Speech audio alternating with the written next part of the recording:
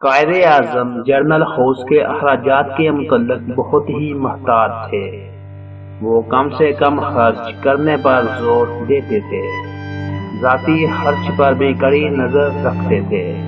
ان کا حکم تھا کہ کھانے پر جتنے مہمان آئیں پھل اسی تعداد میں پیش کیے جائیں۔ مثلاً اگر 3 مہمان ہیں تو صرف 3 ناشپاتیاں ہوں۔ کشمیری رہنماؤں میں غلام عباس قائد اعظم کے بہت ہی نزدیک تھے۔ ایک دن وہ قائد اعظم سے ملنے تشریف لائے۔ دوپہر کے کھانے پر قائد اعظم، محترمہ فاطمہ جناح اور غلام عباس 3 لوگ موجود تھے۔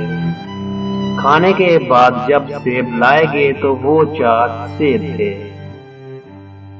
غلام عباس چلے گئے تو قائد اعظم نے اپنے افسر کو بلوایا اور پوچھا کہ کھانے پر صرف 3 لوگ تھے تو چوتھا سیب کس کے لیے تھا؟ نوجوان افسر کے پاس کوئی جواب نہیں تھا، کیونکہ قائد اعظم کا حکم تھا کہ جتنے لوگ کھانے پر ہوں اتنے ہی تعداد میں پھل ہونے چاہیے۔ چوتھا سیب قائد اعظم کے حکم کے خلاف تھا۔